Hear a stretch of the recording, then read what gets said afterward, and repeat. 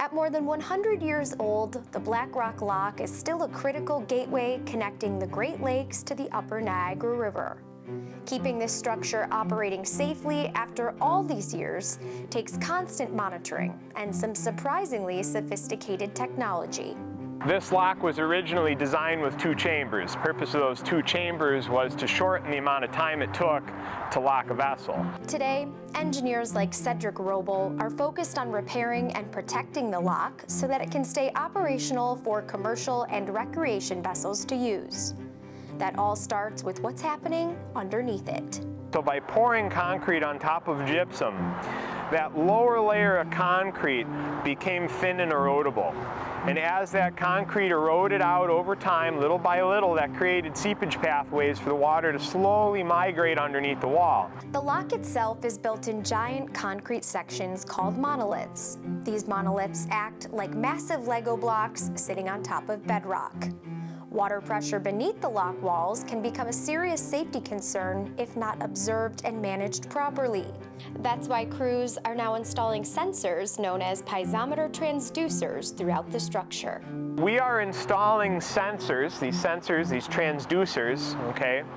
They pick up the amount of pressure underneath the monolith that the water inside the lock is exerting. The sensors allow crews to constantly monitor how much pressure water is putting on these blocks from below.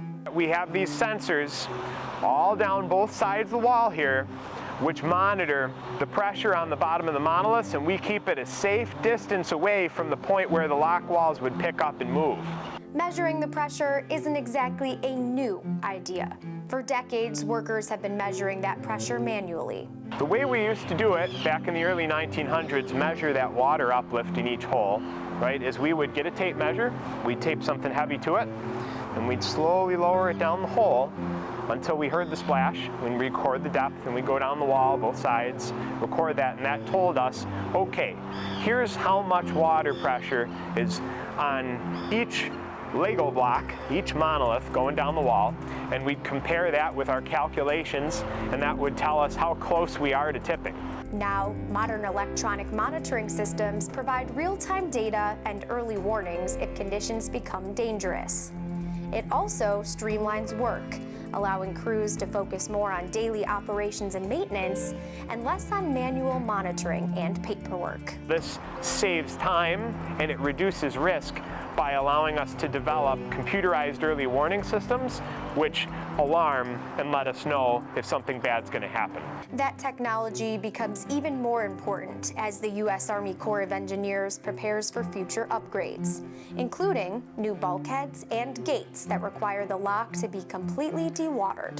Piezometers are our canary in the coal mine, to make a very old analogy. They tell us something is wrong, right? Get the people out of the lock, fill the lock back up with water.